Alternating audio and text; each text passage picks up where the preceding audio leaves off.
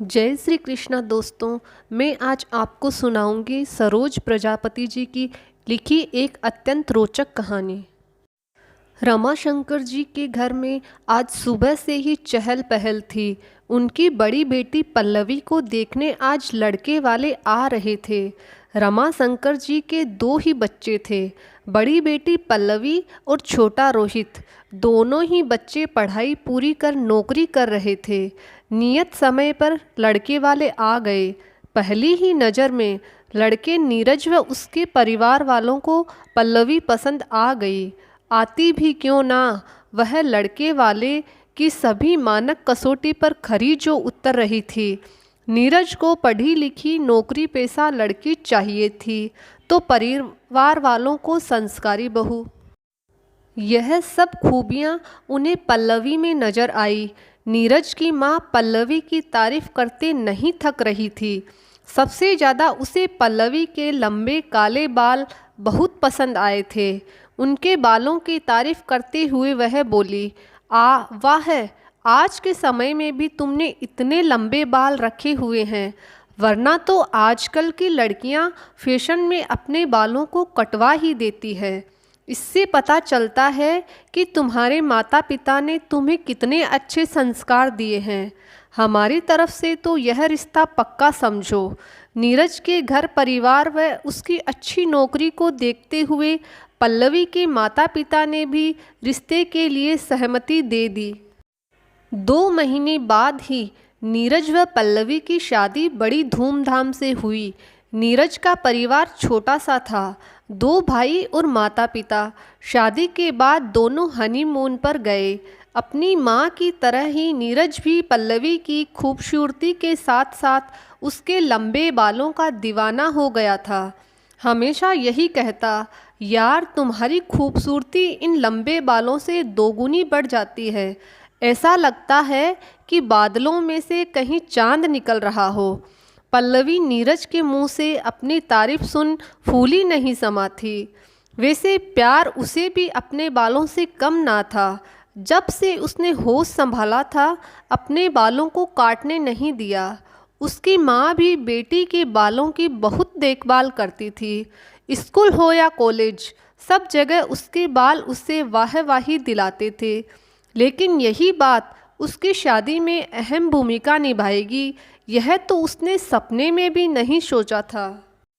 Honeymoon से आने के बाद उसके सास से उसे साफ साफ शब्दों में कह दिया था, बहू हमारे यहाँ घूंघट का रिवाज नहीं है, लेकिन जब घर पर हो तो बड़ों के सामने सिर पर पल्लू जरूर रखना। पल्लवी ने हाँ में सिर हिला दिया, क्योंकि उसकी सासू माँ ने पहले ही उसे समझा दिया था, बेटा शादी के बाद लड़कियों को ससुराल के नियम कायदे निभाने ही पड़ते हैं। खैर पल्लवी को भी थोड़ी इस बात की तसल्ली थी कि सिर्फ पल्लू के अलावा कोई ज़्यादा बड़े नियम कायदे उसकी सासू ने उस पर नहीं लादे थे।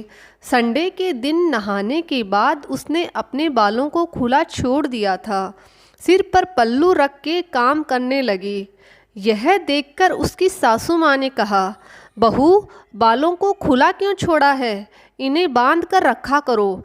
मम्मी जी सिर धोया था, इसलिए बाल सूखने के लिए खुला छोड़े हुए हैं।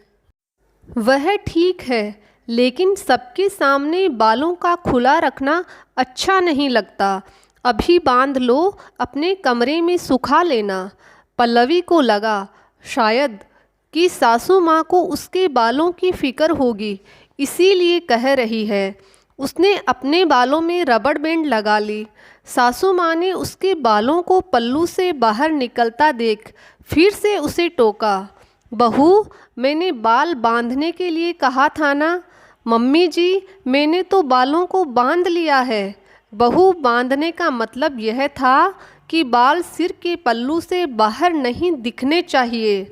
सास ससुर व बड़े बुजुर्गों के सामने बहुएं यूं अपने बाल लहराए अच्छा लगता है क्या? आगे से बालों को इस तरह बांधना कि वह कमर पर ना दिखे। मम्मी जी आपको तो मेरे लंबे बाल बहुत पसंद थे, फिर मैं इन्हें छुपाकर क्यों रखूं? लंबे बाल पसंद है, इसका मतलब यह थोड़ी ना तुम सबके सामने इनकी नुमाइश करो। बात बढ़ती देख नीरज ने पल्लवी को चुप रहने का इशारा किया। अपने कमरे में आ वह नीरज पर फूट पड़ी। यह क्या बात हुई भला? बाल नहीं दिखने चाहिए, बाल लंबे हैं तो दिखेंगे ही ना। हमेशा कोई बालों का जूड़ा बनाकर कैसे रह सकता है? और आपने भी कुछ नहीं कहा। अरे यार, बात बढ़ाने से क्या फ़ायदा?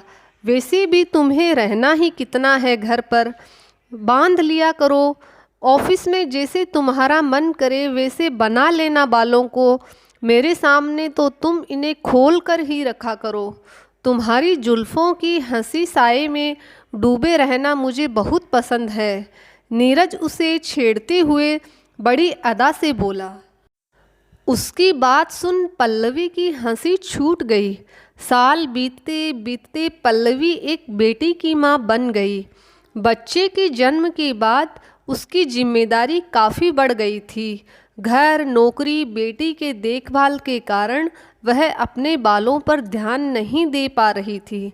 बेटी के जन्म के बाद उसके बाल टूटने भी काफ़ी लगे थे।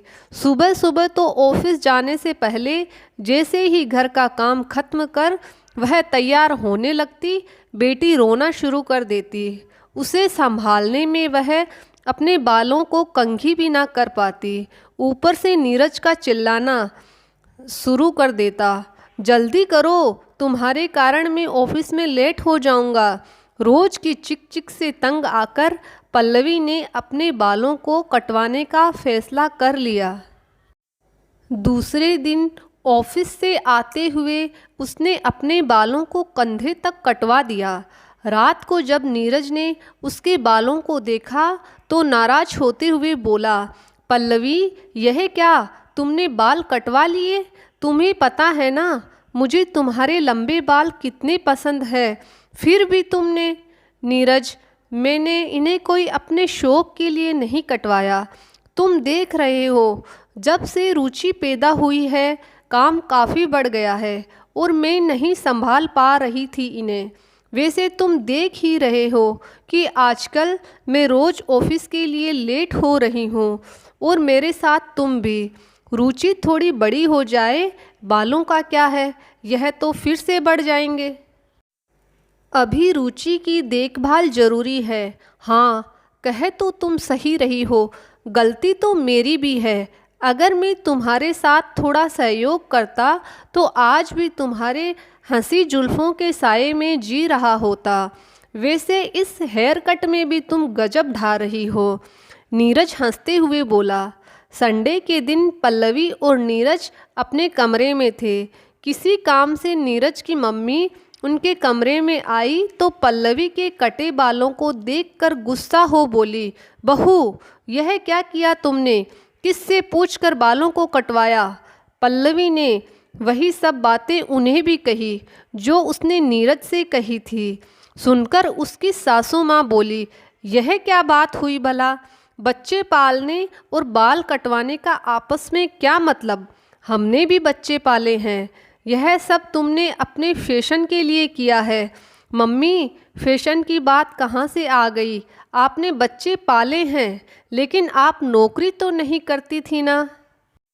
लगता है बालों के साथ साथ अपने संस्कार भी कटवा आई हो।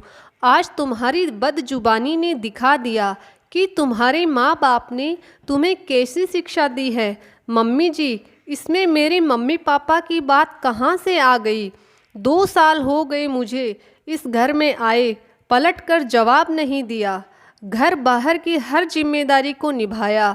उसके बावजूद आप मेरी बात समझने की बजाय मेरे माँ पापा के संस्कारों पर उंगली उठा रही हो। उन्हीं के संस्कार है जो मैं आपकी जायज़ नाजायज़ सब बात चुपचाप सुनती हूँ, वरना कौन सुनता है इतना? देख रहा है तू, यह तेरे सामने जुबान चला रही है और तू चुपचाप सुन रहा है। नीरज की मम्मी गुस्से में बोली, मम्मी, जुबान नहीं चला रही, वह अपनी बात रख रही है और उन बालों को कटवाने पर इतना हंगामा क्यों, जिन्हें वह घर में ना तो खोल कर रख सकती है और ना ही दिखा सकती है। जब इन्हें छुपा कर ही रखना है तो कटने में कोई बुराई नहीं। सही कह रहा हूँ ना मम्मी।